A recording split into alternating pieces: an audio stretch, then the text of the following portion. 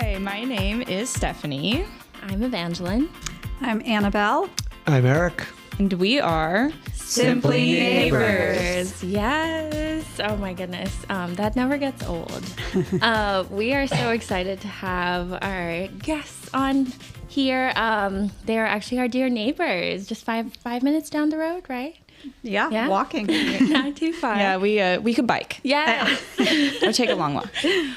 Walked over on a very hot day. But yeah, they are from Bay Branch Farm, and we're so excited to have you guys on here to tell us a little bit about yourselves, what you do in this community, and just the impact that it's had so far. So why don't we start with that? Tell us who you are, anything you'd like to tell us to start. Sure. Thank you so much for having us. I was really excited when Evangeline came to the farm stand a few weeks ago and told me about this podcast. So I'm so thrilled to be asked to be on it and talk a little bit about our farm, which is right down the street from here. Just so incredible. Eric and I actually started farming in Lakewood in 2010, and we did not come from a farming background. Okay. We just kind of started reading about the industrial food system and learning more about where our food came from. And we started a little backyard garden in a raised bed. And that took off. It kind of went down the side of the house. Went down the side of the house following the sun. And then we decided to go a little bit bigger scale, and we bought a little place, a plot of land that was vacant in Lakewood on the western end in Birdtown.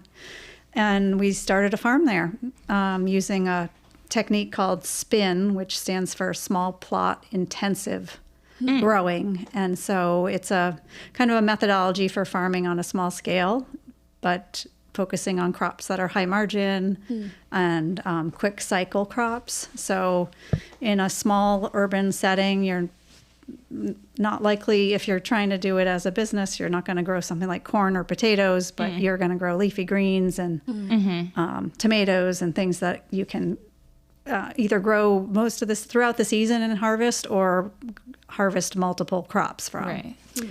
And then in 2013, we moved to Cleveland because we wanted to get a larger space to grow. We were at capacity or at the limits of our farm in Lakewood. And we found this place on West 114th Street, which has a very deep backyard because of the creek that's behind our house.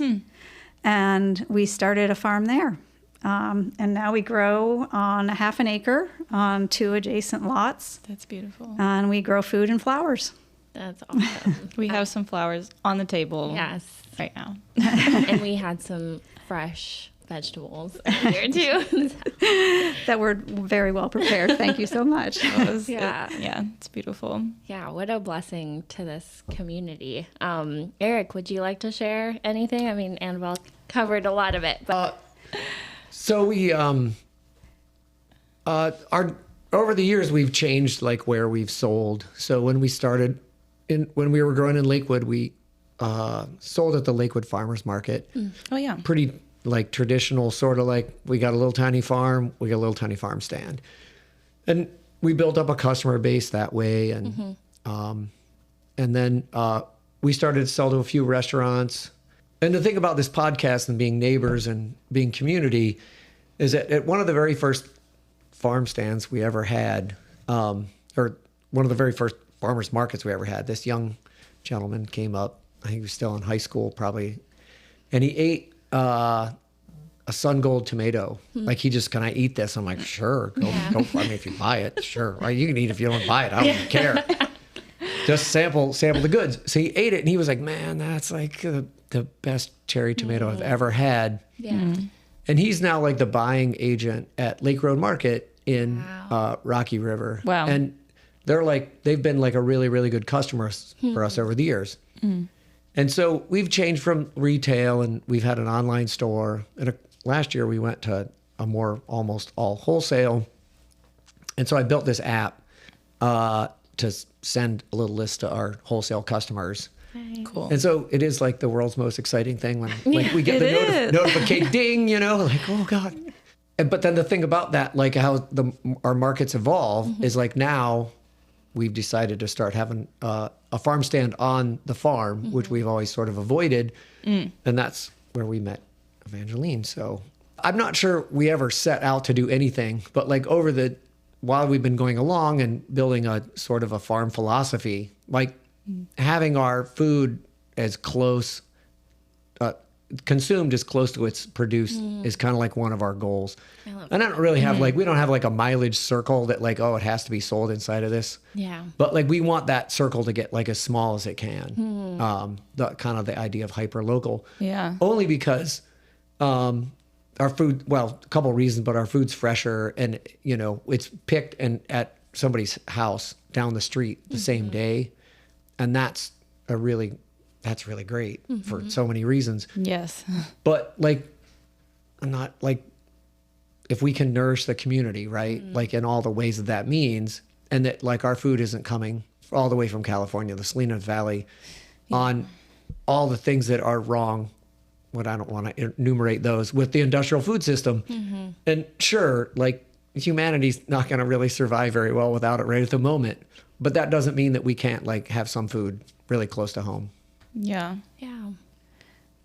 You use the phrase farm philosophy and my ears pricked up. So I feel like you're getting into it a little bit, but I want to swing the door wide open. Tell me about your farm philosophy. Well, that's, I think, hard to articulate, but I think for us, we really want to grow as sustainably as possible. And we're not a certified organic farm, but we grow organically. And this is the food that we also eat. So we don't want to put anything on the food or in the soil or in the air that's going to compromise our health and certainly not the health of the community. So what more can I say about that? I guess, jump in, please. Yeah, so I think that I came up with this harebrained idea. And I'm not, like when I said, honey, I think we should be farmers. Like I legitimately had no idea what that meant. You're like, that sounds fun. Yeah, like I just think that it would be better than whatever we're doing right now. That was the idea. So we got really like 2008 with the financial crisis. There was like it was a kind of quite a bit of traction to get urban agriculture in Cleveland. And Cleveland has some really unique things that other communities don't from an agriculture standpoint. It was really important for us to like really dig in and learn. And it's kind of like both of our natures to read and learn about what we were going to do. One guy in particular, Elliot Coleman, who's written The New Organic Grower, is definitely a book that we like.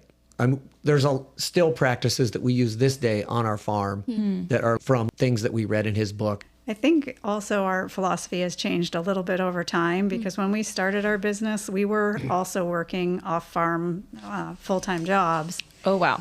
And we were kind of just doing it as like a side project or something that we really enjoyed doing but wasn't financially sustainable. And I always had said, well, I don't want to get so big that we need to hire help. And that has changed recently. We have 2 young women who work with us, and I cannot imagine our farm without their help or their presence or their ideas. And that's really helped us grow and financially grow, but also just, we have new ideas coming in that are outside of what we thought the farm could be. The flowers, for example. I started growing flowers just as a way to diversify the farm and invite pollinators in because that helps the vegetables do better. But now they're a significant portion of income for the farm because people are really, they're beautiful and people love to have something beautiful in their home. So that's kind of new, and I never would have allotted as much space as we have to flowers without Heather and Emma who work with us. That's beautiful. We've talked about flowers on this podcast a little bit. Food. And food. We talk about food a lot. We do. I mean, there's so much to it. I think food brings people together. Food brings people to the table. And you kind of said it, Eric, with, how you want to service people in this neighborhood. And we've talked about how, like, these days, like, we care about that so deeply. It's not just about knowing our neighbors, but you guys are going that extra mile. How can we feed our neighbors? And that's so powerful. I think that's such a powerful farm philosophy. I don't disagree, but I'm not that smart, or I'm not that thoughtful. Like, I just didn't want to have to work in my office anymore. Right. Like, I just didn't want my office job, and I ended up here, and I wanted to grow a vegetable. I had this idea of what I thought, like, oh, well, we'll be outside and we'll be weeding and I'll be picking vegetables and be really great. But we spend an inordinate amount of time building relationships. And those first couple years at the farmer's market, getting repeat customers and knowing their names.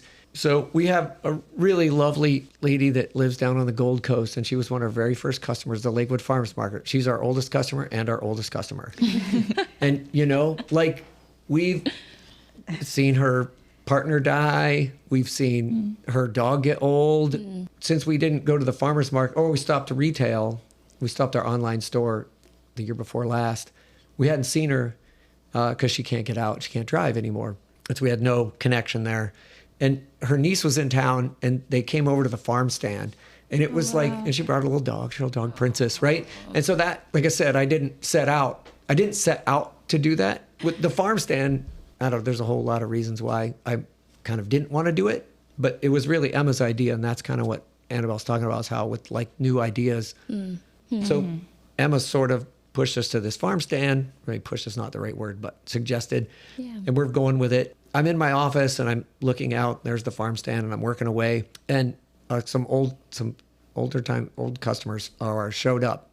And typically when a customer shows up, I try to, like, act like I'm not at home, so I don't have to go talk to them. It's just like, I understand. It's just like, you know, I'm doing something and I don't really know who it is, and maybe I want to go talk to him. I don't know. But man, like, I was so excited to see Bob. Yeah. And I ran outside and I gave him a hug. I was like, oh, how are you guys doing? Because I haven't seen him for a couple of years. Yeah. And so that connection that we've built over the years, this connection that we've built with you right down the street, the more of those things we can build. Yeah. And the food is just like this vehicle. And like you mentioned, we all kind of, like, it is required. Yeah. It's one of the required things. Yeah. You know, we got the air, the water, and then the eat. food. Kind of got to eat. Yeah. And good quality food, like you were saying, Annabelle, right? Like something that you guys would eat too. I think you're downplaying it, I think, but it's so important, especially in this day and age. Yeah. And I hear a couple things. One is in just that statement of something that we, like, saying that we want to invest in this so that this is something that we would eat. This is when we're treating it with that much care, and then that is what we're sharing with others. I feel like that's a really important aspect of just neighboring in general. Like, create the place that you want to live, and then just so happens that's where other people live too. It's kind of how it works, and so it's kind of selfish and generous at the same time, and so I think that's a really lovely way just to think about neighboring in general. And then to your point of, I didn't set out to form these relationships that are somehow very meaningful for me, but that just kind of happens naturally. And I think it's really cool to hear that story of, I just want to get out of the office. Like, I just couldn't do that anymore. And it reminds me of something somebody said on the podcast where they said that anybody who works for, like, the government or city government needs to have their hands in the literal dirt. They need to have a garden, or they need to work on a farm or do something, and just saying how important it is to do that. And one of the reasons he said is because it unintentionally puts you in community, literally, not just with people, but even with the land of Cleveland, which is really interesting. And actually something I'm wondering if I could ask a little about, because I get a little nerdy about this. So you mentioned that Cleveland is kind of unique in some ways. Maybe that's city, surrounding city structure, or maybe that's the land itself. But could you say a little bit about that? Why we're here in Cleveland doing this? Sure. So back in around the time of the recession, there was a lot going on with trying to reimagine vacant lots and the use of vacant lots. And so legislation was created to create an agricultural overlay in the city of Cleveland, which allows urban farming to take place without having to do any particular zoning of any kind.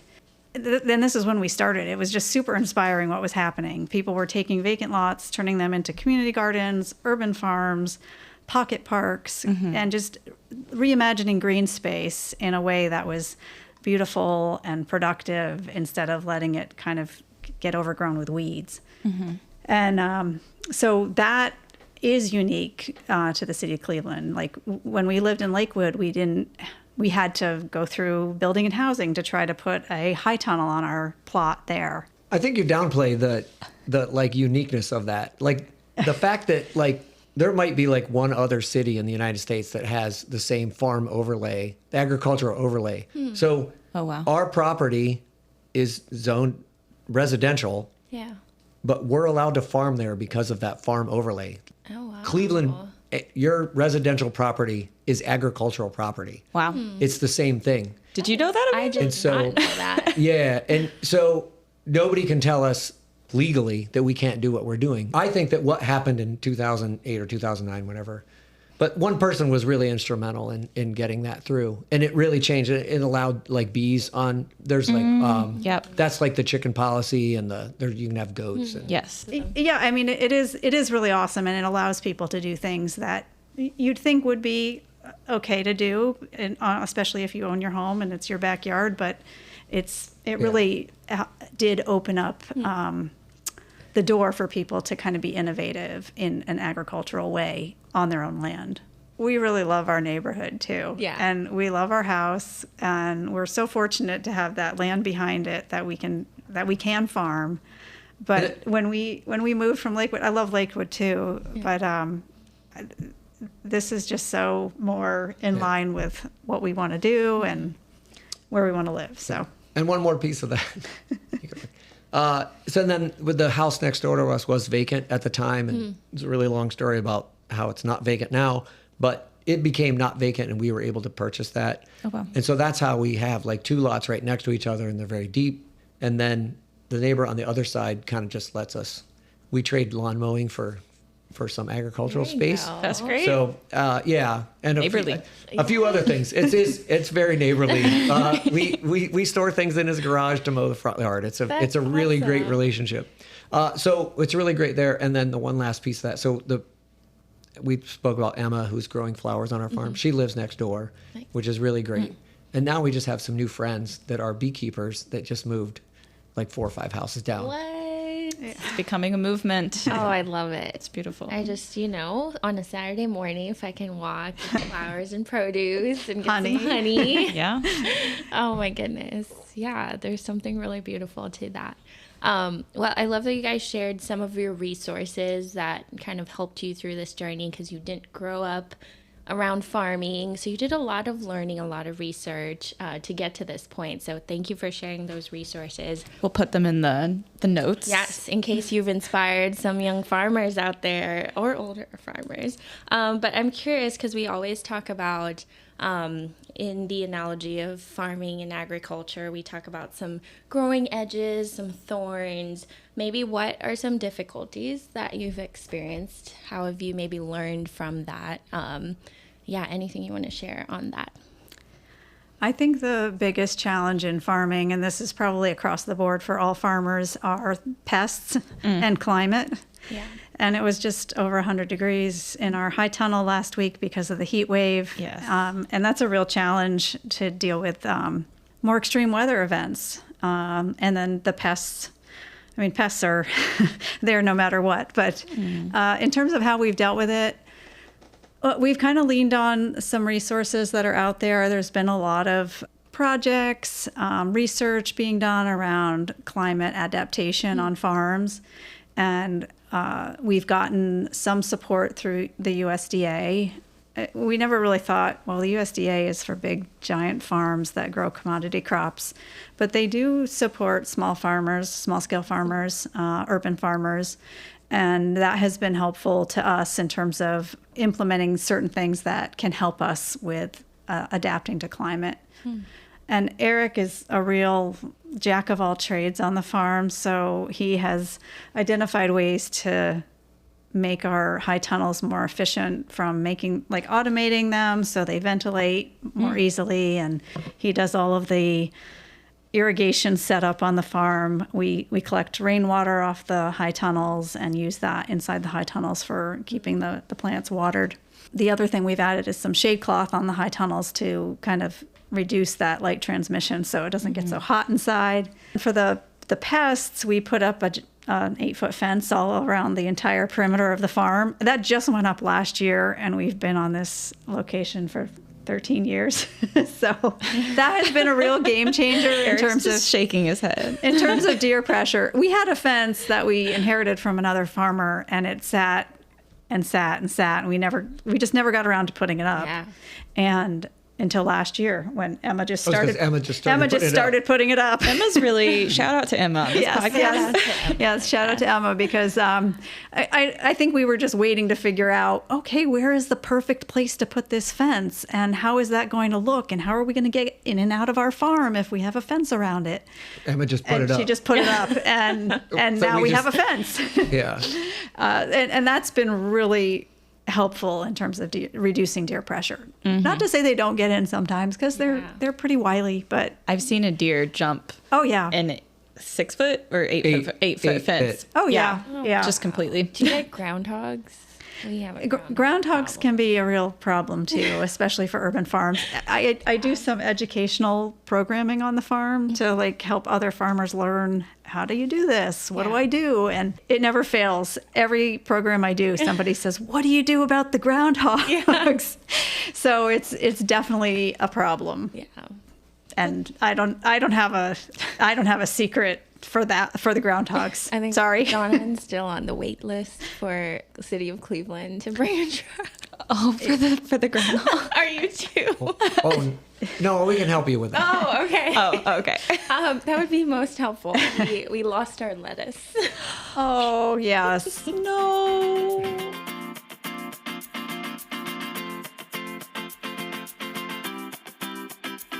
So I'm hearing about the kind of different creative solutions, and it seems like there's a lot of creativity involved in this whole endeavor, and boots on the ground, learning as you go, and now getting to pass that information along to other people. You mentioned having classes, and I don't know, that's really, really beautiful. So are these other people kind of like you, starting from not knowing very much? Or what's some advice that you would give to someone who is maybe listening to this and thinking, what if I could do this? Well, just to go back to the idea of relationships, Eric talked about relationships with customers, but there's also relationships with other farmers and people in the community that are doing work around sustainability and environmental impact. And so, 2 years ago, there was a lot of activity in urban agriculture, and we know a lot of the urban farmers in Cleveland, and our farm and 2 other farms got together. We wrote a proposal to get funding to do educational programming on our farms, basically to use our farms as a classroom to teach others what's possible on an urban scale. And whether that's you want to do that as a business, or you just want to grow food for your family. So we got some funding from USDA, and we have been offering farm tours and workshops on our farms. So our neighborhood, our farm, and then the other farm is in the central neighborhood and in the Huff neighborhood. So that collective, or that organization, is called Ag Futures Cleveland. So the website is agfuturescle.com, and that's how you can find out about those tours and workshops. There's also resources like OSU Extension. When we first started farming, we went through their Market Gardener training program, and that's how we started to develop a network of other growers. But now there's also Central State. They do a fast track farming program to kind of train people who want to do this, new and beginning farmers. So there are a lot of resources out there, and there's so much programming available that's pretty much free or very low cost for people to get engaged in. Oh, and I'll just mention one other component to that work with Ag Futures Cleveland is we have a mentoring program. So we, as farmers, we're mentoring different growers that are, trying to learn. And I have 2 mentees, and I'm so super proud of them because they're growing.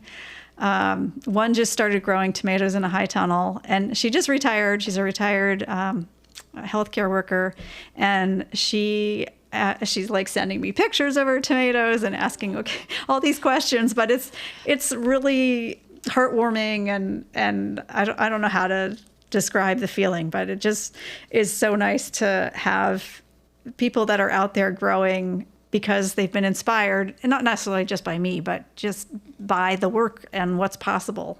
And so that's been a really cool opportunity as well.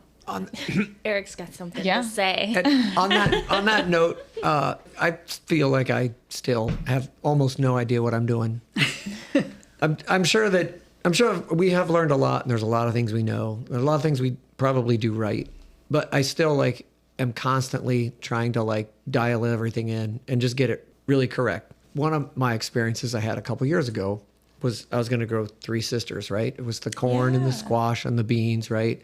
Because that's what people did. I just read Braiding Sweetgrass. Yeah. Well, How'd it go? I did it one year, and then I did it another year. It wasn't a complete failure, but it wasn't that great. And what it taught me, it didn't teach me how to grow 3 sisters. What it taught me was that the knowledge that we lost in the United States in particular in the 1950s, when we decided that all food comes from a grocery store, it doesn't come from a farm anymore, is that we lost that knowledge. And so throughout human civilization, we built up this store of how to grow food, right? And so if I had lived 200 or 500 or 1,000 years ago, at this point in my life, I wouldn't think, I wonder what time of the year I'm supposed to do this thing. Yeah. Because I would just know it. It would be in my DNA. Yeah. And we lost that so fast. Yeah. And so what I realized is that if my grandfather's grandfather and my dad had all done 3 sisters, and my mom had done it, and we had all done it together, then when it was time for me to do 3 sisters, I would have just known how to do it. Because it was because that's how I was taught. I was taught because I wasn't ever taught. Right. It was inherent in living. And now we're smart, and we can take somebody's heart out and stick it in, and that's great. And we can do all these fancy things, right? Yeah. But we lost this, it's a really, really, it's almost painful to me to the more I learn and the more I try to grow food better, the more I realize how much we lost in whatever cultural decision was made after World War II. And I have one more thing about my food philosophy. No,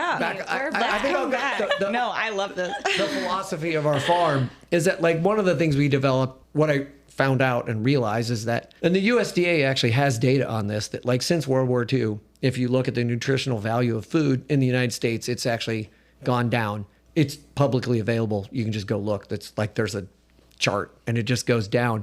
And that's just random. That's not organic or inorganic or anything. It's just food in the United States is less nutritious than it used to be. Mm-hmm.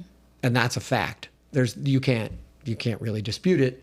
And so I would really like to grow food that is nutritious to myself. And then if we're a farm, we're going to be growing it for other people. But yeah, I think that there's room at the table for all kinds of farming.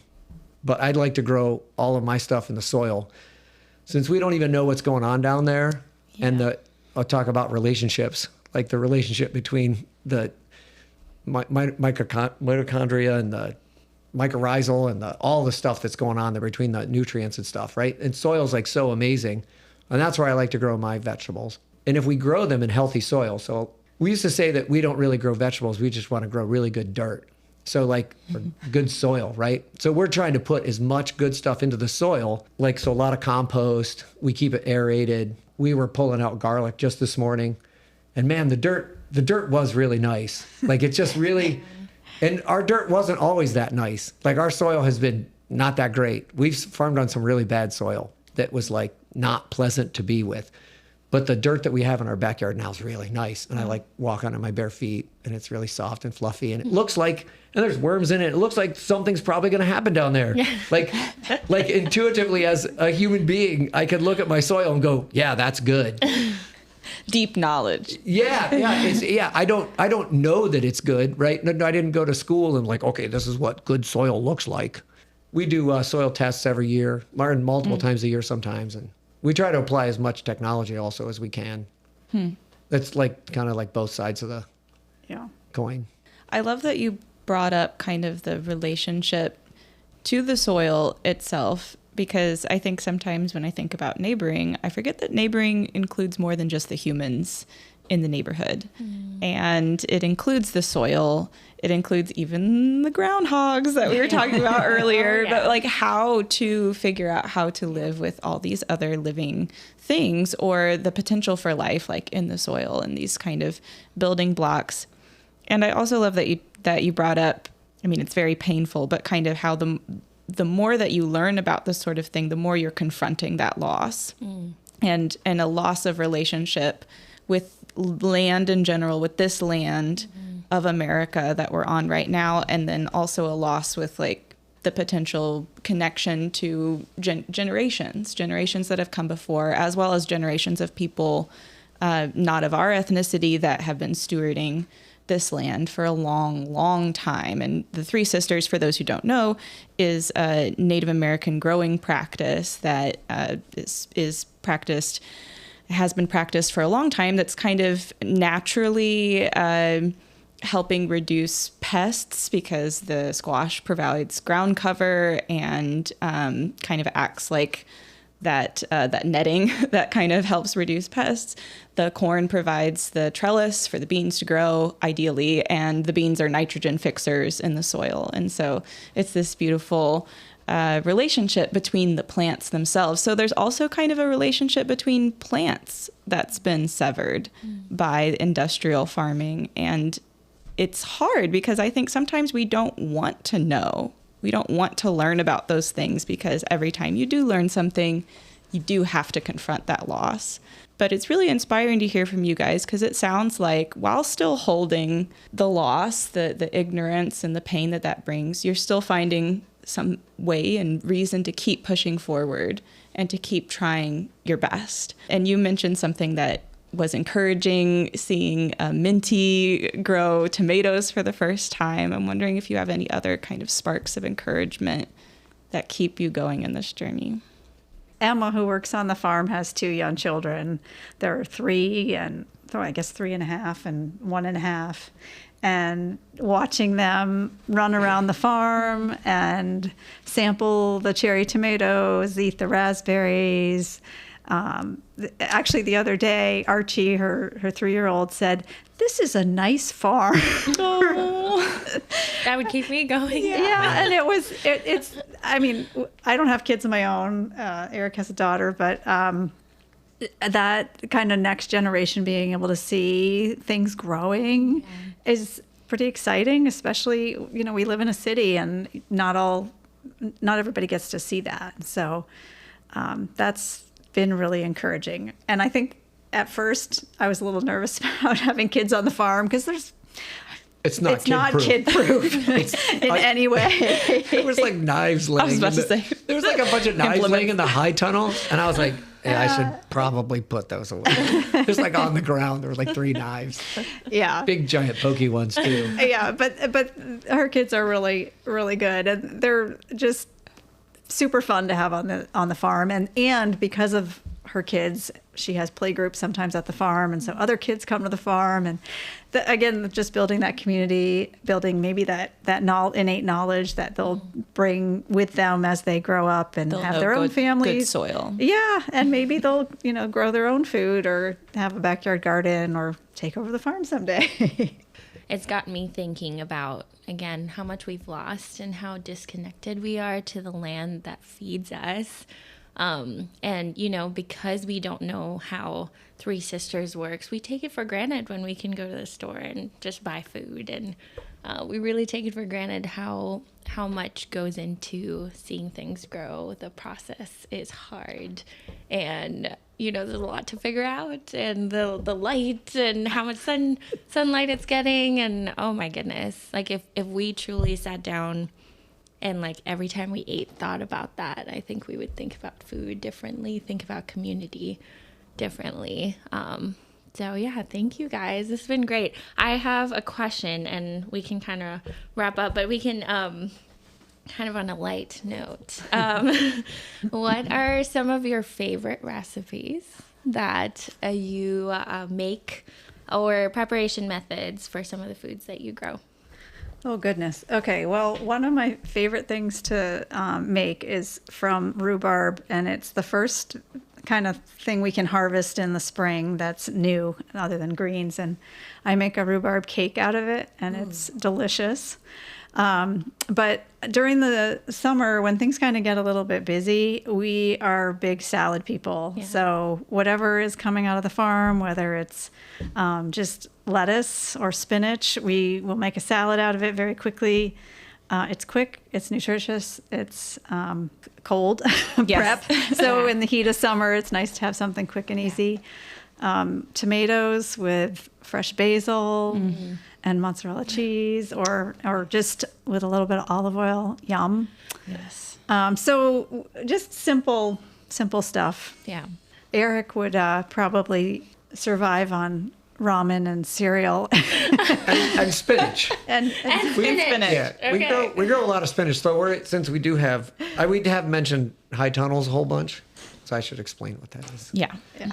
So they go by various names of greenhouse or high tunnel or hoop house, and but it's both of ours are about 2,000 square feet, so that's like about 30 feet by 70 feet or so, and they're plastic covered, and then they just allow some season extension, and so they let us so we just start harvesting our first heirloom tomatoes. Oh, wow.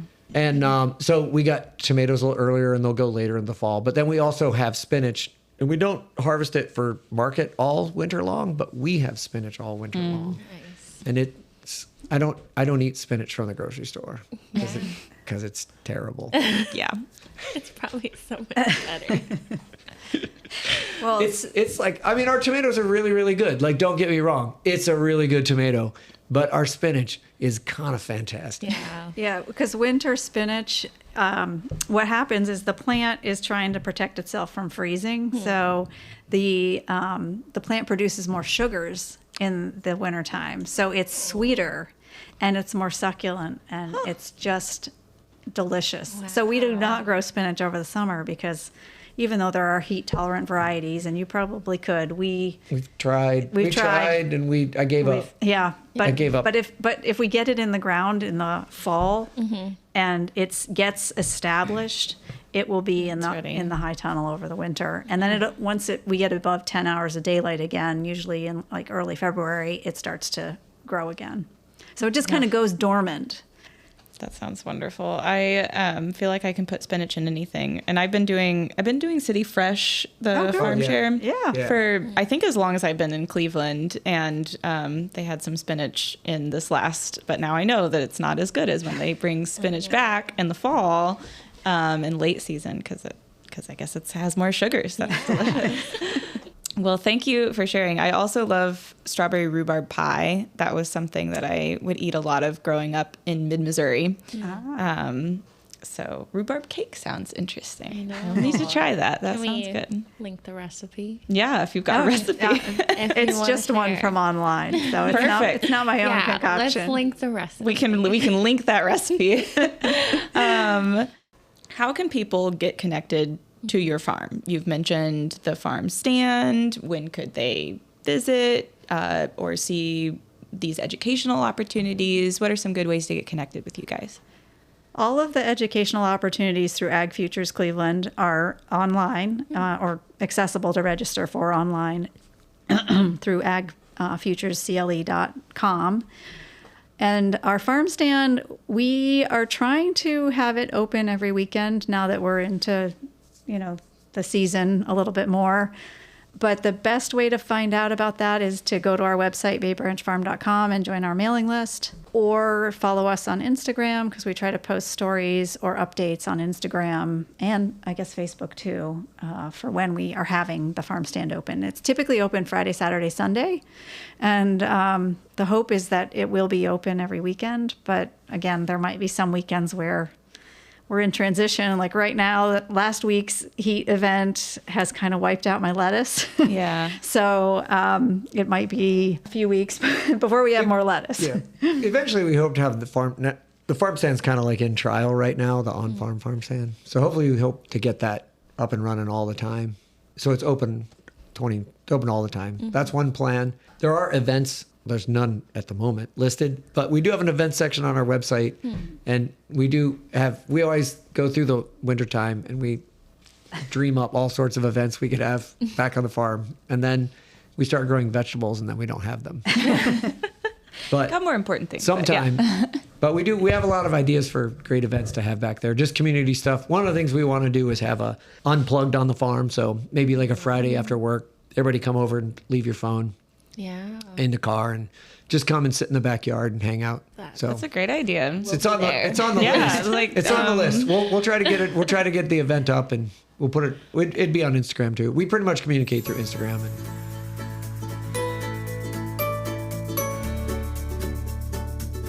I'm wondering if there's any. So if people are wondering what can I do just in my little home plot to take better care of the soil or the plants that are in my area, do you have any kind of accessible everyday advice for those people? Just start with something in a pot. Basil is pretty easy to grow, or any herbs. I mean, if you cook, an herb just elevates your dish, right? So We think everybody should grow some of their own food. yeah, just grow something. Grow something. There are community gardens throughout the city of Cleveland and surrounding neighborhoods, and that's a really good way to get started or meet somebody who's growing, and maybe you can go help them weed and get some cucumbers off of them in the middle of the season. There's some options out there. Start small, I guess, is my one piece of advice. You don't have to go buy a piece of land and start a farm to grow a little bit of your own food. Although it might happen if you're not careful. It might happen. You might catch the bug, so watch out. Those are great nuggets. And, fingers crossed for a community garden in West Boulevard. Oh, yeah. That would be soon, awesome. for the next year. Okay? Fingers crossed. Let's see.